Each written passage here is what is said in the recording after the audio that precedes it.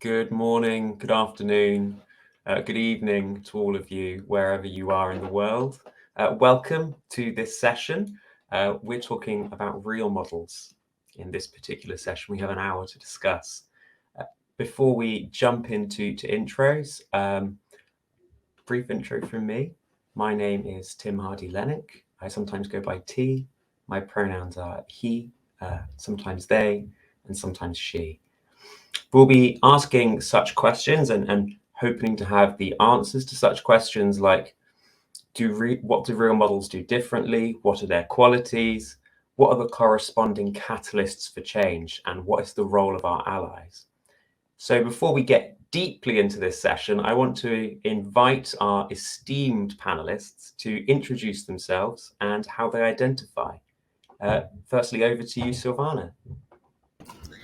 Thank you, Tim. Hi, everyone. I'm Silvana. I'm based here in Cape Town, South Africa, so it's a really warm, sunny, nice day. I use she, her pronouns, and yet I spend a lot of my time trying to push against gender norms and challenging gender norms, particularly in the workplace, but also in all the workplaces. All the spaces that we engage in, and I'm really looking forward to having this discussion and feeling very honored to be sharing the space with such amazing people.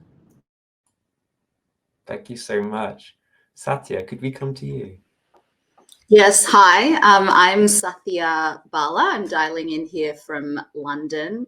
My pronouns are she and her, and I made my way to London through a slightly convoluted route. I'm Sri Lankan Tamil. That's how I identify. I identify as woman. I was born in Singapore. That confuses some people. Grew up in Sydney, Australia. Moved to London when I was 22, like a lot of other Aussies. Sounds like a wonderful journey, and we need to hear more about that. Monica, could we come to you, please? Hi, good afternoon, and thanks for having me. Happy Women's History Month to everyone out there. I'm Monica Rastogi. I work as the Regional Director for de&i for the Estee Lauder companies, and I identify as she and her. My journey is not quite as exciting as Satya's, but as you can probably tell, I am not English or from the UK. I originate from the US, but I've been living in the UK for about 13 years and my accent is still going strong. Thanks, Monica. And Tasneem. Hi, everyone. Thank you for having me. My name is Tasneem. I sometimes go as Taz. So I'm currently working in the space of global diversity and inclusion with Oxford University Press. And my journey has been similar to Satya's, I would say, because I've been moved around a lot of countries. I've worked in over a decade of HR experience in different industries, pharmaceuticals, telecoms, IT, advertising. But D&I has always been a part of my role. But over the years, I found my passion and I decided to focus on it. And that's what brought me here to OUP. Just to give you a little understanding on what I think of diversity and inclusion. So inclusion to me is merely a feeling of connectedness, trust, resourcefulness, and belonging, where we can all be our true, authentic selves without any conscious effort. So that's what I want to bring to the conversation. And only when we feel included, we can truly achieve the outcomes of the diversity of thought that the world has to offer, and also really truly celebrate our uniqueness. So I'm really looking forward to how this panel goes, and I'm really honored to be here and speak to all of you. Thank you. Thank you, Tim. Thanks so much, Tasneem. Thank you all. And as you can tell, I think we have entirely the right people here to be talking about what it is to be a real model. And I'd really love to get into some detail about what is the difference between a real model and a role model. So I'm going to hand over to our panelists now and ask you, what is your personal reflection of what it means to be a real model? And how does that differ from being a role model? Whoever wants to take that first, please do. I'm happy to take that first. I mean, I think when you think of a role model, lots of times you think of someone who is sort of standing up here on a pedestal or someone who is always innately teaching. I think a real model is somebody who is actually walking the walk and can become a role model. But I think it's the things that you do. I think it's the everyday things that you do. You know, sometimes it's those small gestures or those small interactions that can make the biggest difference. It doesn't always have to be something very grand or something very big. So I really think it's about just living out these values of ID&E. And one thing I just wanted to kind of comment on what Tasneem said about inclusion. I think inclusion is a really interesting topic because sometimes it's really hard to get your hands around it. But when you think about being excluded, everybody, no matter who you are, knows what that feels like. And so how do you prevent people through those everyday actions and things that you're doing to prevent people from feeling that sense of exclusion, which we all can identify with? That's really powerful. Thank you, Monica. I don't mind going next because, Monica, that piece around inclusion also resonated very much for me. And in thinking about this, for me, a real model is someone who acts. They listen and they act, but there is action. And for me, it's around bringing genuine inclusion in the workplace. And again, the other spaces that we engage in as individuals, not just the workplace, but I think caring deeply about that genuine change, genuine inclusion, and thinking consciously about inclusion really is for me a critical thing about a real model.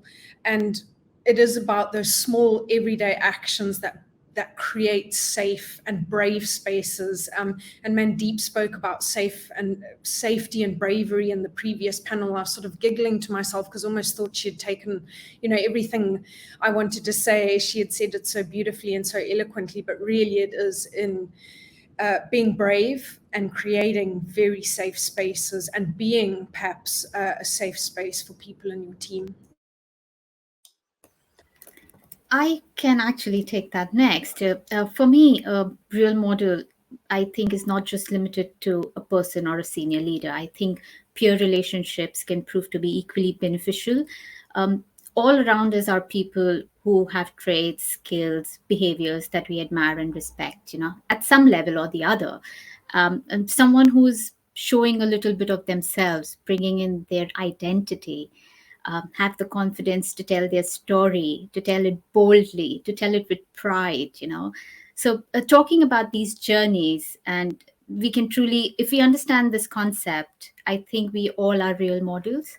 And achieving your goal is not only about skill. I think it's what we need to identify and recognize. It's also about the people you encounter along the way and the support that you get while you're trying to achieve your goal. So we just need to, as Silviana said, that we need to create that safe and trusted space so that we can have more role models that we can look up to and relate to and identify with. And one important thing that I feel that I would like to add here from my personal experience is it's not necessary that you need to have one role model. You can have different ones at different stages in life, depending upon where you are at in your journey. I certainly did. So that's my understanding, I would say. Thank you, Tasneem. Go ahead, Yeah, Sathya.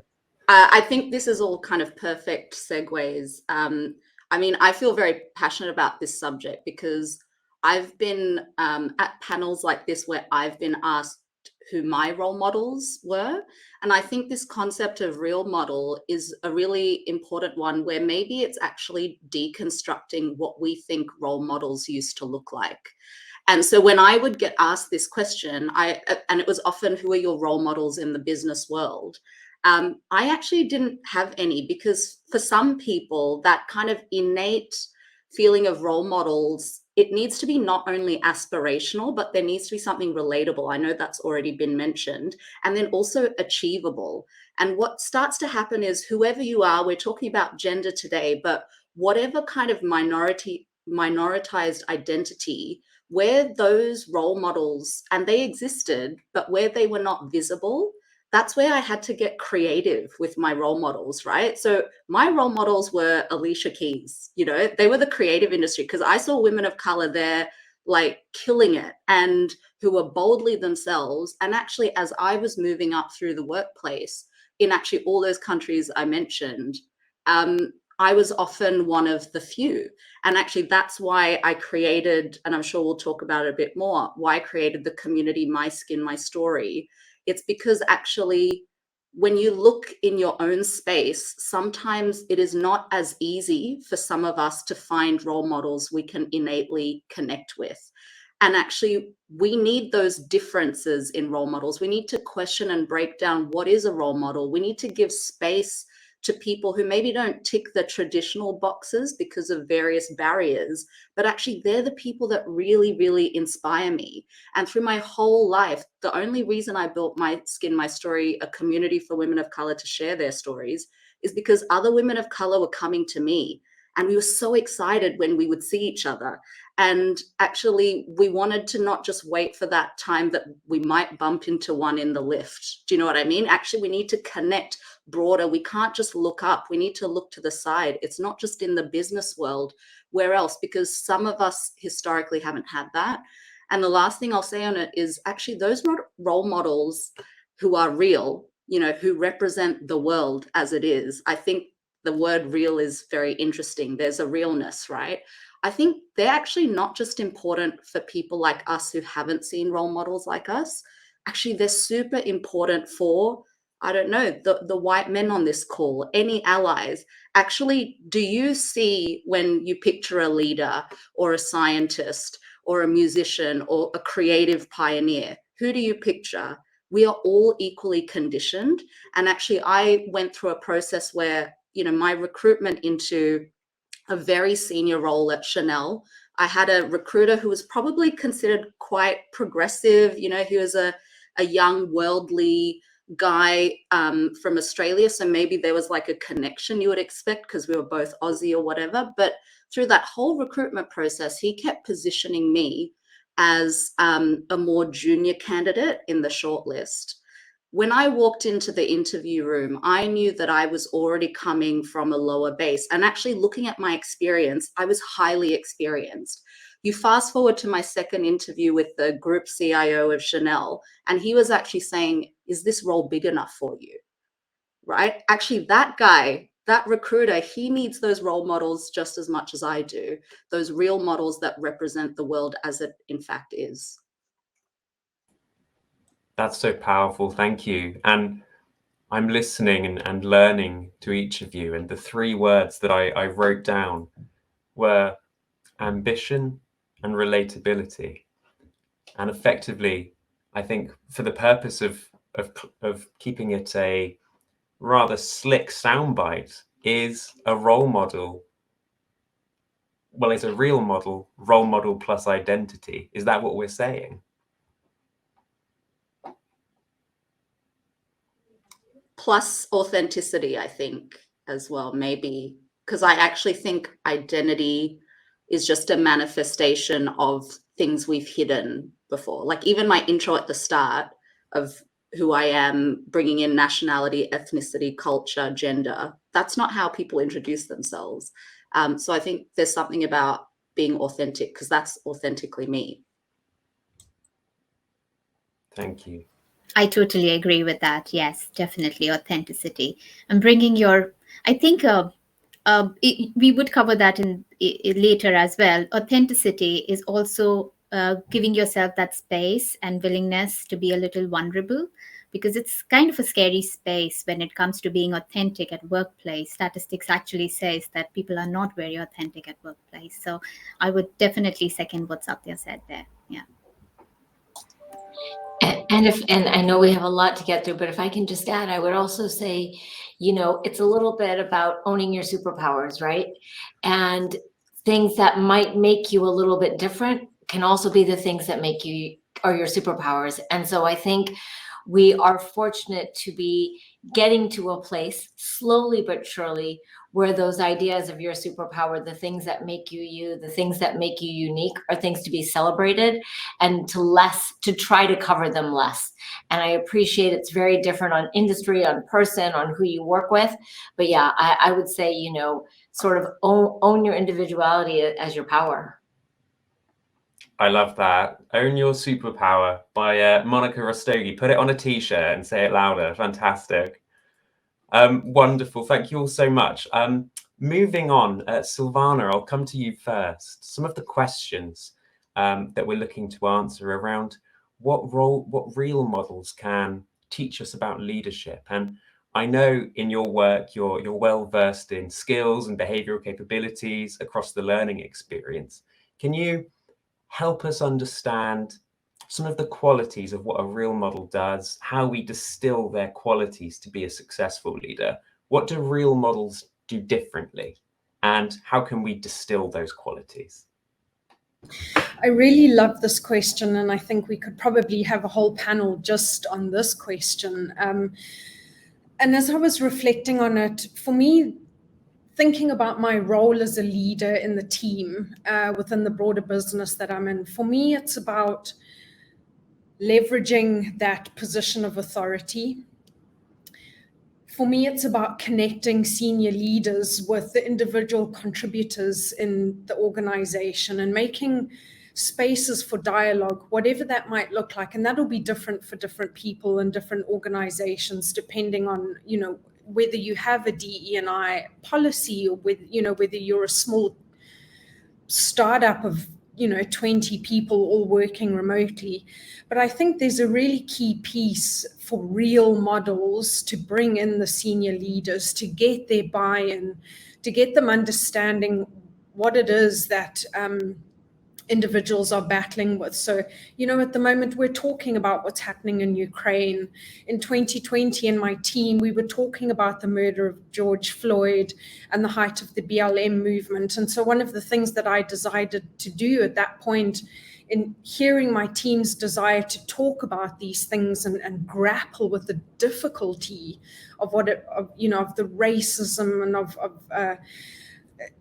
the reality that was facing us in the midst of a pandemic. And so I sat down with someone else in my team, and we created a series of what we call courageous conversations, and putting people in our team into small groups and providing facilitated and safe spaces for them to speak about what was happening and to foster that connection.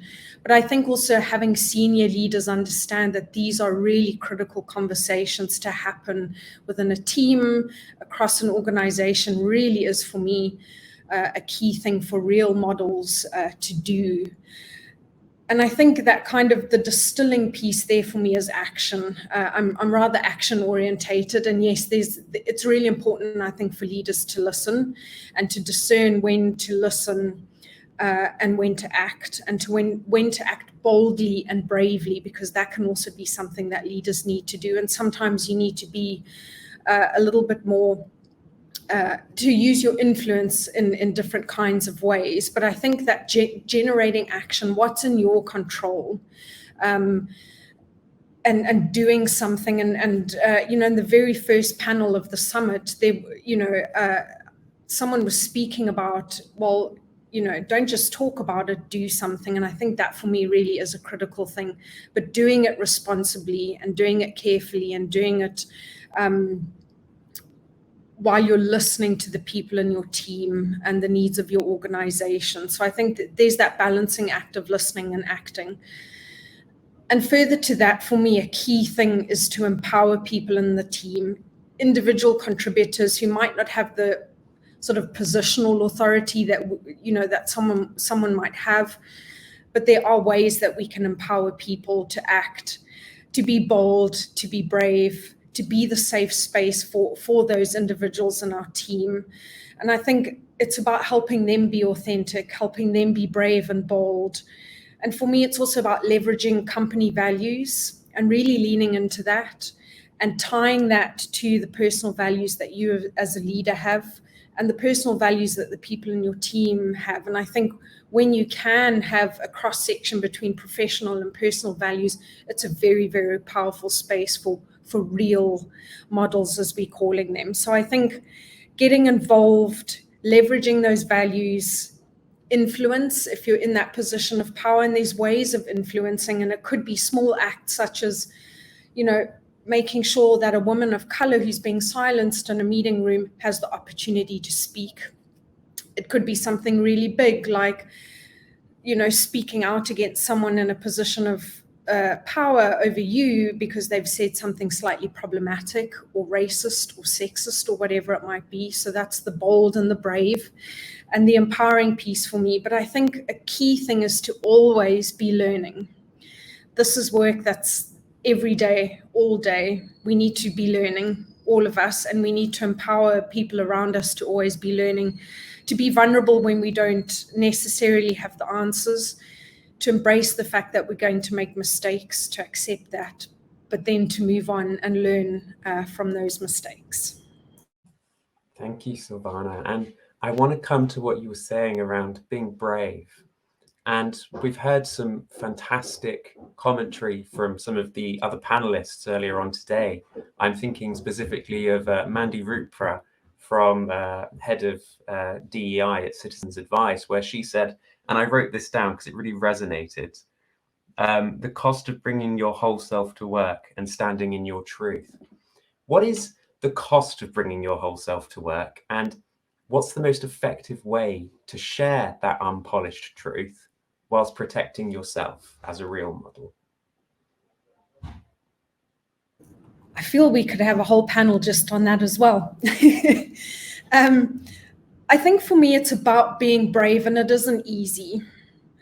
It really is about being brave and leveraging things like company values. I once had to have a very difficult conversation with someone in a position of power, and so I went to my manager, and I knew that they'd have my back.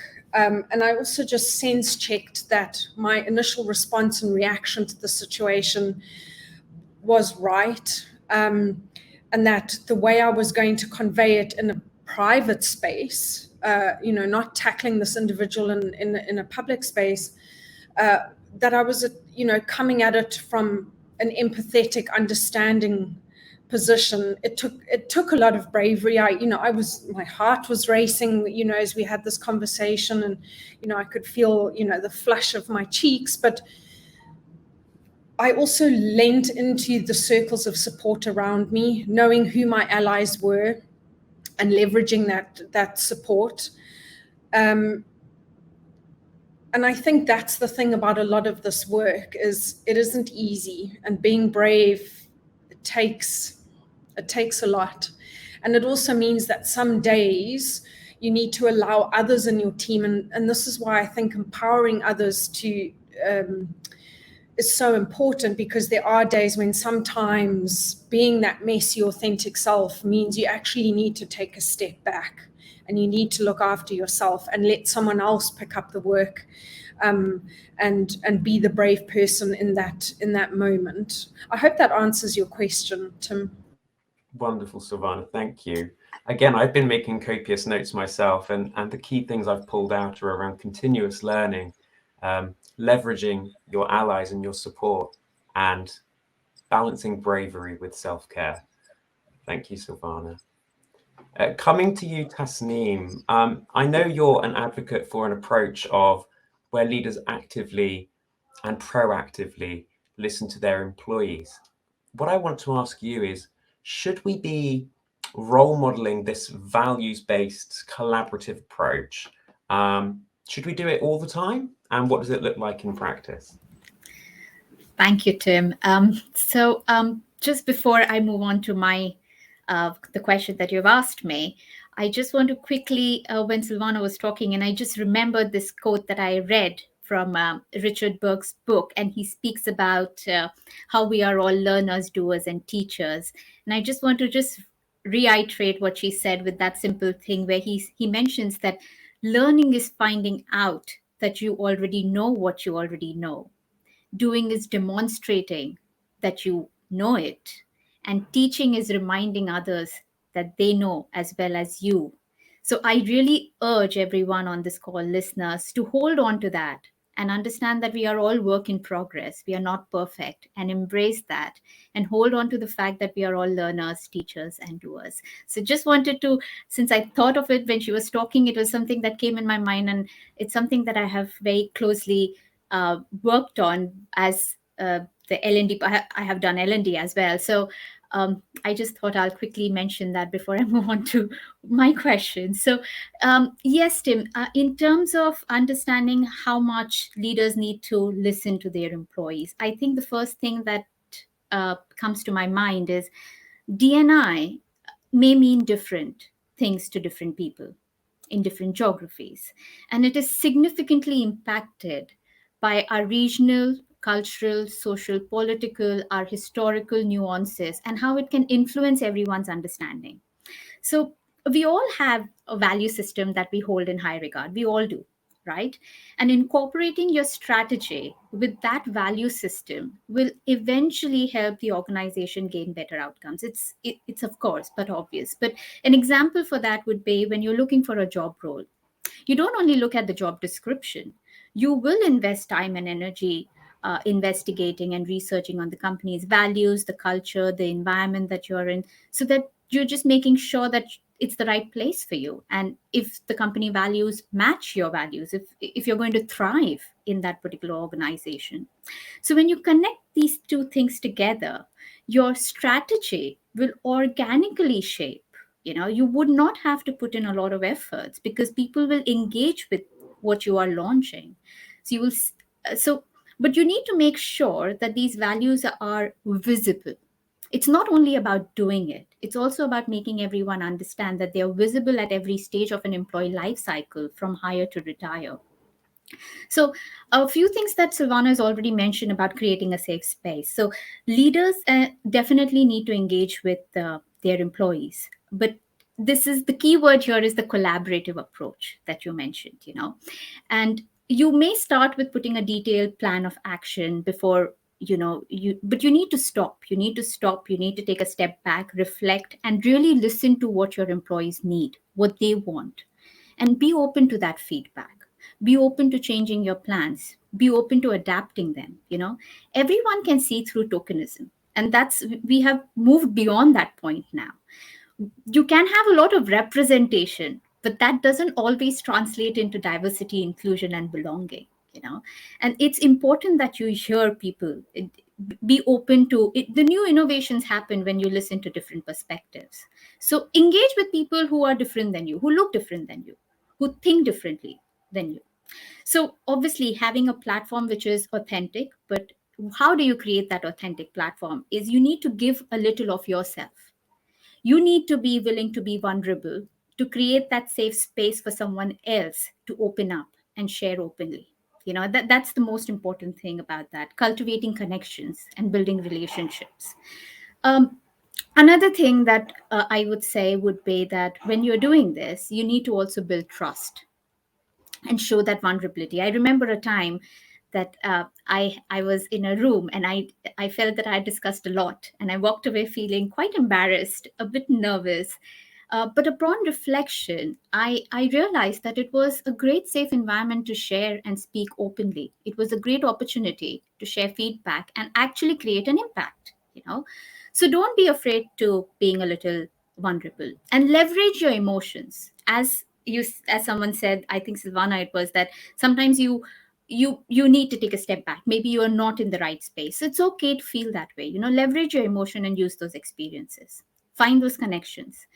Another thing would be respectfully curious. Now, when I say respectfully, is because everyone has a boundary. We need to respect that boundary, but balance that as well. So we need to make sure that we are being inquisitive, but we are not crossing that line. Okay. So be respectfully curious. That would be another part of it. And when you ask the right questions, sometimes also difficult questions, but don't be afraid to do that. Also, you need to make sure that you are be yourself. It's a two-way process. Be Share honestly, and while you're doing that, confidentiality is key. So you need to guarantee that. Also, being reliable. I think the most important thing about here is being reliable. Do what you say you're going to do so that the other person feels that you're building that trust. Sometimes what we feel, we really focus on our uh, beginnings and our middles. But sometimes what we do is we don't really look at our endings. and we lose faith in our endings. And many a times we need to have that North Star. You need to keep that vision at the back of your mind, so you keep coming back to it like a magnet. So make sure you have that, and don't rush the process. Okay, act as making sure that you're building a relationship. You need to create a sense of ease. Take your time with the process, slow it down, and make sure that you're putting the efforts. But at the same time, also ensure the well being of your employees, both physically and mentally. Have the right tools, have the right mechanism in place, so that when people who need support know exactly where to get help. And finally, obviously, which I know everyone does, put in that effort, because what you put into this process, you're going to get back. So, to wrap up, share honestly, demonstrate authenticity, display candor, and show that accountability. And that together will give you that safe space to gather that information that you need, to speak to those employees, to have a collaborative approach. But what do you do with all that information that you have collected? You know, all these initiatives need to inform something. Data is important. So, inform your strategy based on what you hear from employees, so that when you launch it, everyone will feel heard. They will see themselves as a part of that particular strategy. I think Monica was mentioning that it's about excluding someone. So when they are heard, they will feel that they have been heard, and they'll see themselves in the strategy, and they'll engage with the vision better. So I strongly believe that if you don't consciously include everyone, you will end up unconsciously excluding someone. So that's my take on how you have a collaborative approach. And definitely leaders need to keep going back to employees, having a conversation with them, engaging with them, and having it authentically. So yeah, there it is. Thank you, Tasneem. And what you're saying there reminds me of something which one of the panelists said earlier on. I think it was Diana Johnson, who was saying there's no receiving without first giving. And that sort of really speaks to what you've been talking about there, I feel.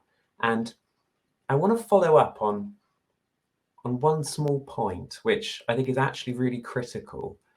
How does collaboration work? Does it work if there aren't shared values?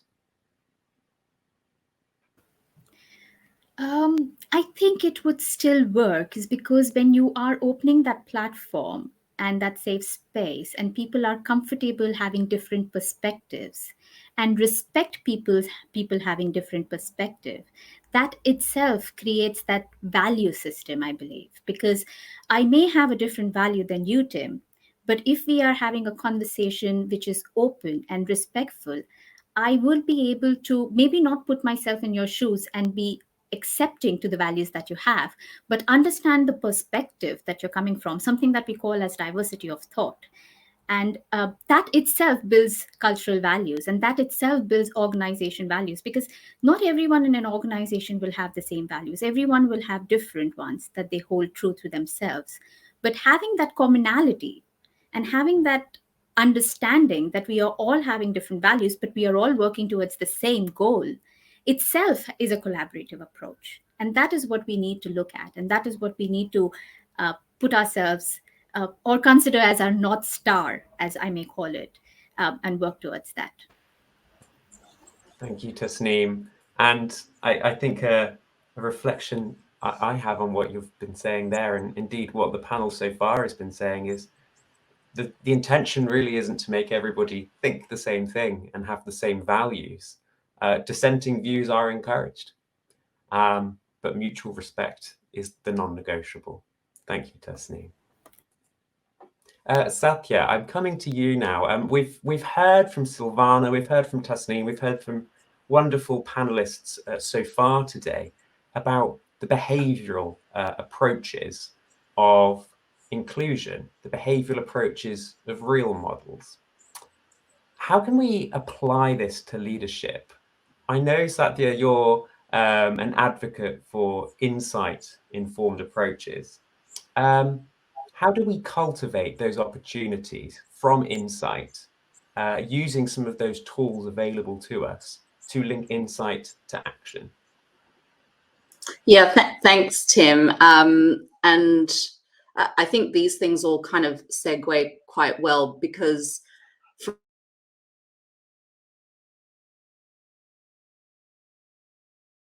which is even to that earlier point on values, who you choose to lead, whether you feel safe to share differences in perspectives.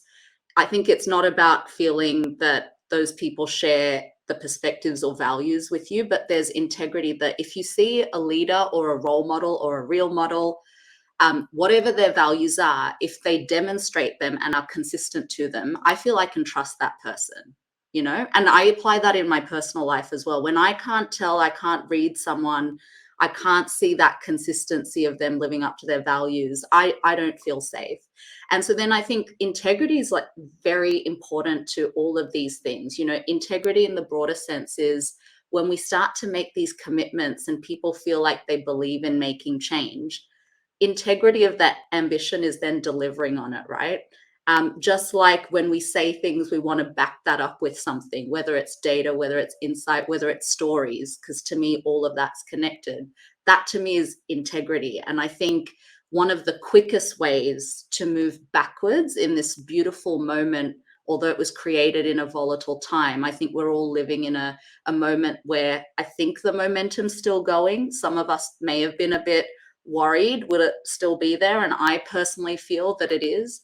But then the integrity of that is, are we actually moving towards an outcome? So I think taking these opportunities to make change, for me, real models are people who do take risks, who are willing to make change, because actually at the end of the day, we can intellectually believe things, but actually changing our behaviors, making change, and the struggle of moving any organization or group of people through change, you know, it's there. There is a lot that comes around that. So for me, yes, I think data is really, really important. But I think it's about using data responsibly, just like someone mentioned before.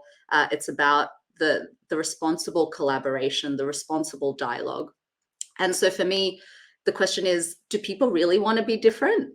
Does an organization really want to make change? Are we really going after the status quo?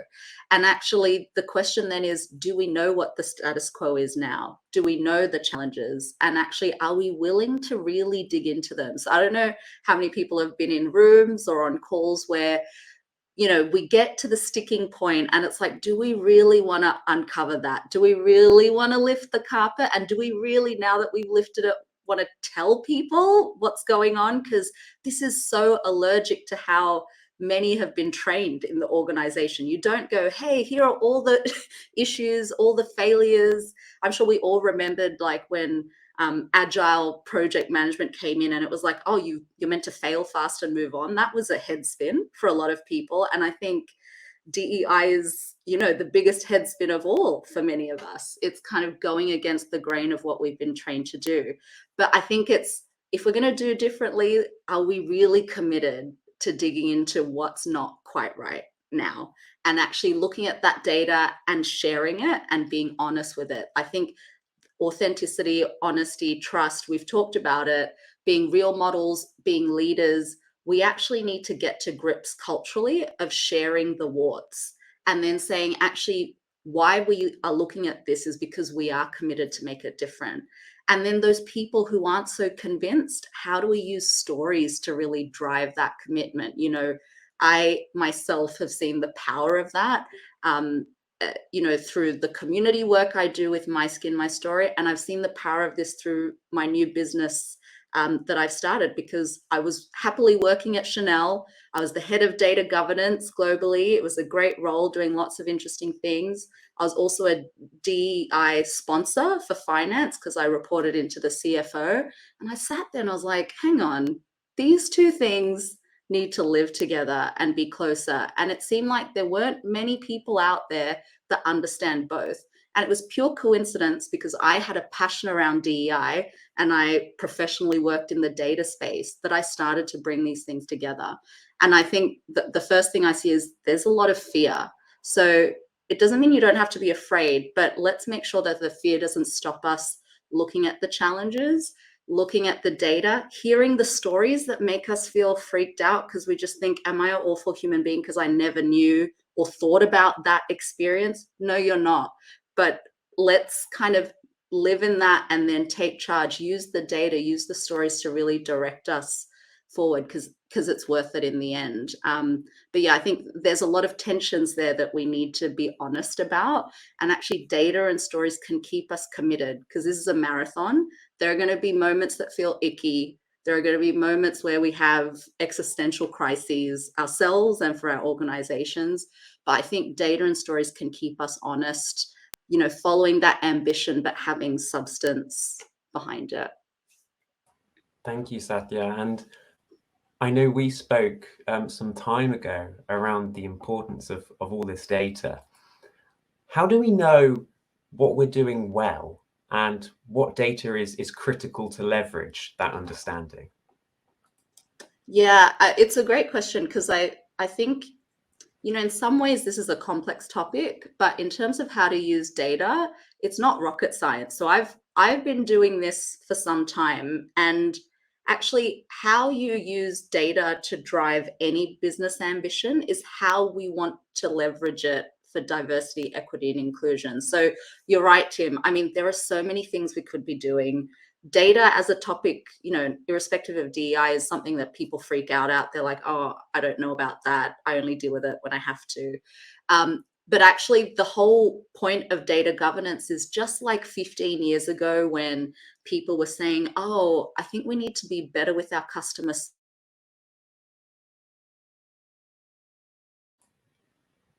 Dubai or the US, or when we were talking about environment and sustainability, and companies said, yeah, we want to be carbon neutral. And then it was like, what does that mean in terms of data and reporting? DEI is the same. It all comes back to our ambition. So if we want to know what we're good at and what data to use, we need to start with the priorities. What are the 3 things that, whether it's to do with values or known issues, that you're going after? And then based on that, it's then identifying the critical things that will help you measure that. And then in terms of what looks good, I think, you know, make sure that you're leveraging the data you've got. Are you talking to all the right people? Do you have a people analytics team? What do they have? Do you have a recruitment team? You know, there's so many pockets where we actually gather things where we can get a temperature check. Are we talking to our procurement team around supplier diversity? There might be things there. Are we talking to our HR functions? Are we talking to our finance functions and learning from how they have approached this? But actually, because it's not always neatly packaged up where you can say, I want to know where we are right now with DEI.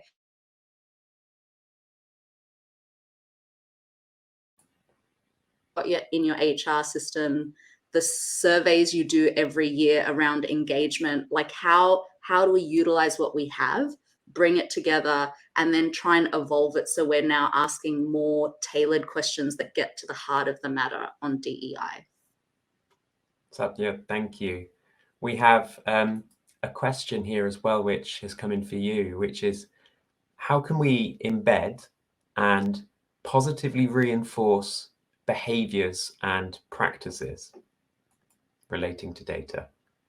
Yeah, so this is where, I mean, this is kind of my mission, where I think everyone needs to have a core set of data skills. So part of it is actually educating and building that awareness. So an easy thing is, if you work in an organization right now and you're trying to do something on DEI, find the data people in your organization, right? You don't have to come to a consultant like me to help you, although of course we are here to help. But actually, I think the number one issue is there are people with great data skills that could help you with these challenges, but you don't have those relationships yet. So I think trying to leverage what's there. And I think embedding the behaviors is actually being upfront and saying, whatever we're going to commit to on DEI, being clear that you are going to back it up with data and reporting, because actually we don't need to know this all and be experts before we do it. I go back to the climate example. Do you think any of our organizations understood what carbon neutral meant, or renewable electricity, or could figure out what's the carbon footprint of all our colleagues all across the world in their commute to work? These were complex questions, but because commitments were made and we knew we had to kind of have the meat behind the bones to demonstrate progress, it then tends to happen. So I think that top-down buy-in is important. And again, and then I'll stop with the climate example, I also would say with climate and sustainability, any big organization that wants to be seen as reputable now makes an annual report around these things. They did not wait for all their leaders to be subscribed to Greenpeace or tree huggers to say, actually, they need to individually believe in this before we can make change. I do think sometimes we fall into that trap a bit too much in DEI. Yes, of course, it's super powerful when the leaders are 100% committed, but all leaders will not be 100% committed to this. That doesn't stop us from making ambitious targets that we treat with any business acumen, which is, it's not vague. We go for it. We hold people to account. And you don't need to follow Greenpeace to be on the hook for sustainability as a board member today. So why are we looking for something else on DEI? I'm not sure if that answered the question, but I think we need to reframe how we think about that sometimes. Thank you, Seth. Yeah, and we do have more questions coming in. I'll move on. I'm really keen to hear from Monica, but we'll come to some more of those questions in the Q&A. And 3 key words that I pulled out from what you said there: transparency, simplicity, repeatability. I might have implied the last one with the annual reporting, but thank you so much. Monica, thank you for being with us. And I know that you're dealing with a little bit of a throat, so extra thank you to you for today. We're looking to understand what the role that allies play in relation to being a real model. And it sounds like being a real model can really take some emotional labor. What does meaningful support look like, if it's needed, for an ally? And what's the role of allies in creating this meaningful change? Well, thank you. First of all, it's been fascinating to listen to these 3 women on the panel and yourself, Tim. Just some really great ideas. And I think, when you talk about allies, I think it's just remembering, I go back to some of these key words that you've been pulling out after everyone's spoken, things like authenticity, things like reliability, things like being transparent, creating, a space for safe conversations. I think all of those qualities are really what make a great ally. And I think, we have to remember that, and I think Sathya said, ID needs a marathon, right? This is a journey. And so it is really a collective conscious effort that everyone has to make if we're going to make sustainable progress, within ID&E. And that's why everybody can be an ally in their own, in their own way. I think we also have to remember that, it's not for the people who have felt not included, not for the people who have felt marginalized to be the only one who is pushing that rock up that hill, right? It's everybody's responsibility to help make that progress. And, I think when we think about allyship, it's, you don't have to have all the answers, right? I think an ally can be somebody who's like, you know what, I don't know enough about this, but I'm really interested to learn. It can be something small like, I'm not really sure how to pronounce your name. Could you tell me? It can be those small gestures, and I'm so big on, and I know I said this in the beginning before as well, sometimes it's those small actions that create that moment of change. And I think when we think about allies and, a lot of the conversation that we had, and I think it was sort of in the beginning when we were talking about real models versus role models, sometimes you identify with people who look like you, who come from the same background. And so if there is an ally who is, kind of forming an allyship with a community, with a group of people that they are interested in learning about, or that they know the importance of diversity of thought and perspective, but they're also bringing with them people who have said, but that looks like me, and she's thinking about something quite differently than how I ever thought about it. Well, guess what? That's the beauty of allyship. It isn't standing there getting on your soapbox and being like, let me tell you what I've learned today. That's not how it works. People don't want to be preached to necessarily. And I think, one of the great things, and we've talked about how do you lead, ID&E, how important it is to be co-collaborative, in this space. And, at the Estee Lauder companies, one thing that we've done is we've created sort of a, if you will call it like a circle, right? Because ID&E, it's not what I think. It's not what, the president thinks. It's not what a small team thinks, it's about 25 of us across brand, level, location, function, age, ethnicity, experience within the company, who all come together to say, you know what, these are the things that we need to think about when we think about ID&E. But also, if we're going to be doing an initiative or a program, how does that look for the person maybe that we are trying to engage with, but to the wider community? What are the things that we haven't thought about? Because lots of times I think when you are thinking about allyship, people don't know what they don't know. And so some of the responsibility is also on how are we educating people to become allies? How are we supporting them on the journey? Because they might not know what questions to ask or what they can do in a certain space. And, you know, we talk a lot about data, and, you know, I'm a big advocate of data. You know, my background is marketing, and data is so important when we think about, for instance, consumer insights and engaging with consumer. But I do think there's a little bit of the, dare I say, like the judge, that thing that you can't necessarily always get in data, that we can't lose either. We have to remember that this is something that is emotive. This is something that is personal for everyone for different reasons. And we have to ensure that we are keeping that alive. You know, that thing about culture, that thing about sense of belonging, sense of authenticity. Sometimes data can't capture it, but it's the feeling that you get. It's knowing that, you know what, when you walk into something, that you feel comfortable, you feel empowered to sort of say, this is how I feel, or I'm gonna voice my opinion at this table that maybe I wasn't so comfortable voicing, you know, back then.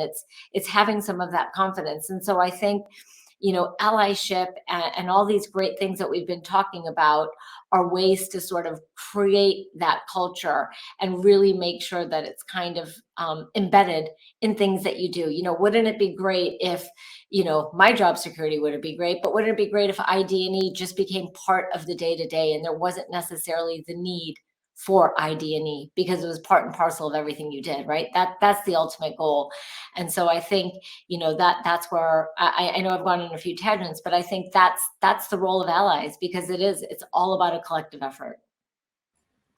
Thank you, Monica. And picking up on some of that fantastic insight, I reflected on what you were saying around empathy and being aware of your own limitations, which, you know, is incredibly important in any good allyship. I'm wondering, I'm thinking through your role as a beauty anthropologist, self-described on your LinkedIn. I'm living for that. You're sort of director of cultural relevancy, and you're well placed to speak some to these cultural nuances. When should someone be an ally versus a real model? Can they be both of those things at the same time? What does that look like? Absolutely, because I think everybody sits in a different chair. And, you know, when I think about as I said, if I could ever give myself a title, sort of a beauty anthropologist, I think, you know, when I think specifically about beauty, right, everyone wants to feel beautiful. What that looks like and feels like is very different for everybody based on where you grew up, how you grew up, what did you learn from your mom and your sisters, right? It's kind of peeling the onion. And I think this idea of getting underneath some of that is then understanding what role beauty plays. And so when I think, how do you become a real model? Of course, you can be a real model because, as we talked about, it's about the act of listening, the act of acting. But that also means you're an ally, right? You know, you're an ally because you are listening to other people's, you know, conversations, to what people are talking about, what's important to them, and you're also acting on that. You know, and I think if you are a real model or if you're an ally, you can empower other people to say, you know what, I'm actually feeling the same way, or I actually have some of those same, you know, same feelings. And now I feel empowered to bring it up. I feel like it's okay because there's someone like me. And so that could be because you were a real model and you were acting it out, or because you were an ally. So I think this whole idea of being mutually exclusive doesn't exist. I think this whole idea of ID&E is so, you know, we talk about intersectionality, we talk above the iceberg, below the iceberg, all of these things, but it's true, right? There is no, dare I use the pun, black and white when it comes to ID&E. It is super fluid and it means different things to different people. So I think absolutely you can be both. Thank you so much, Monica. We have some more questions come in. I want to leave a bit of time for each of you to give us your one sentence plug of the takeaway. So perhaps if we do a one-sentence response to this question from each of you. That will leave time for that. The question is, data and accountability seem to be key. If we don't have data, what happens? I'm happy to kick off. So I think this is where this is a complicated subject. So for me, we have limited time, limited resources, and I think many of the people on this call are like me.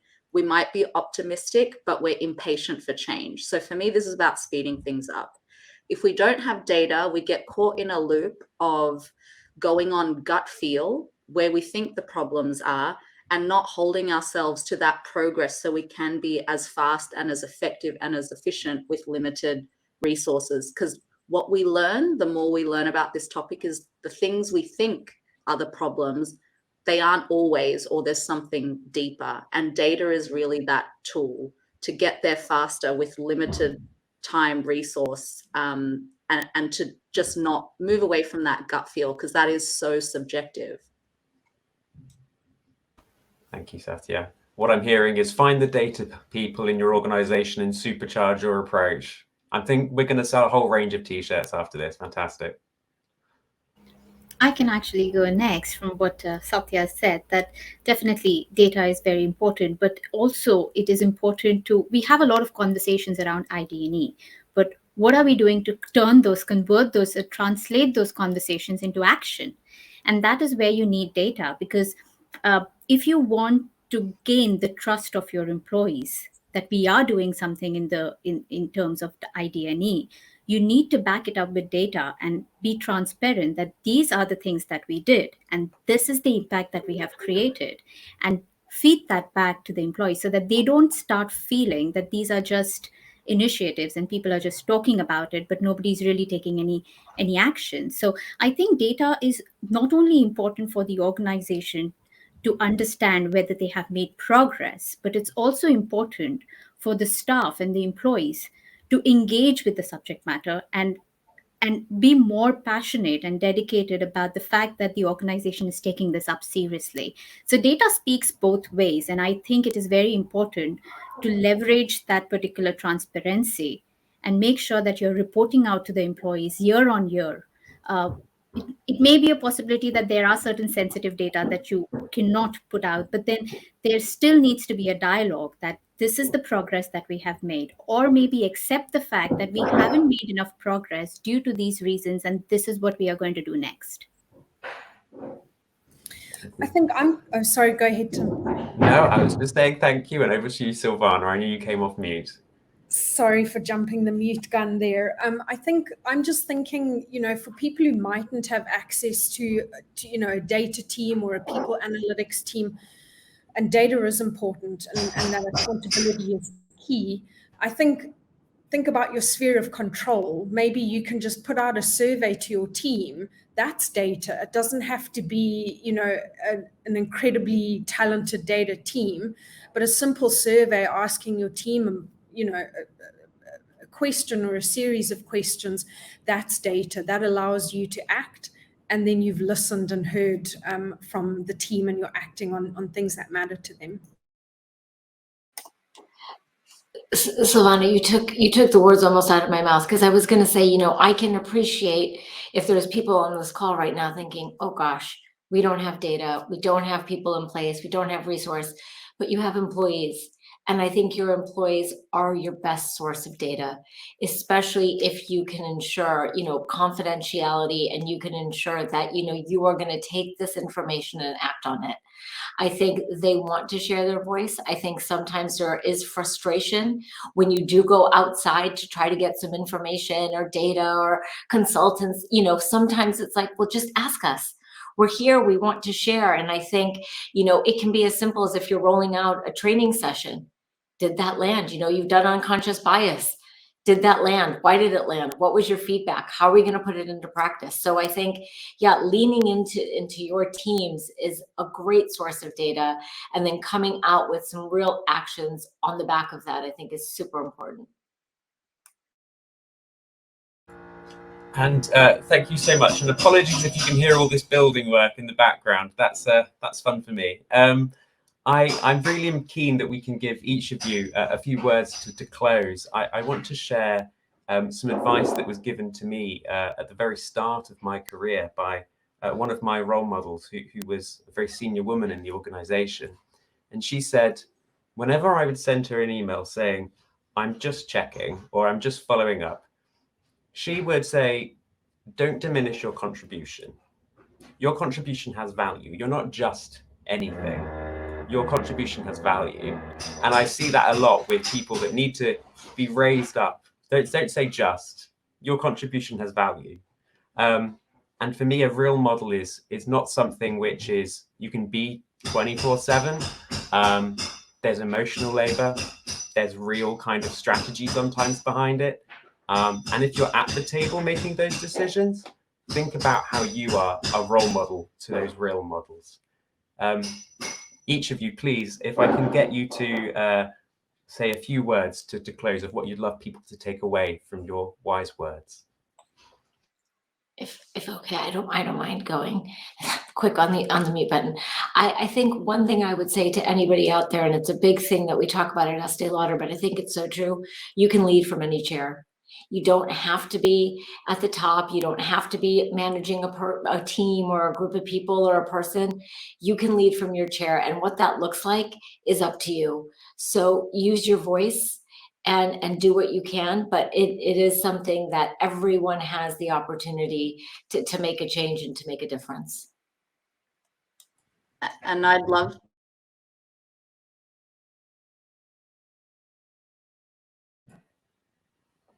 you can't. Oh, hello. Satya, would you mind repeating that? I think we lost you for a Yeah. moment. Basically, no matter your role, if you don't have data, even just asking for data or asking what are the plans behind those DEI priorities I heard someone say, because actually the people have the power. Where this is coming from is people are our biggest asset. They are demanding that. Use your voice if it's just asking for things, because what happens is people are doing things because the people are asking. You know, I'm sitting in these senior boards, and actually a lot of it is because of the pressure that's coming up, not necessarily what's coming down.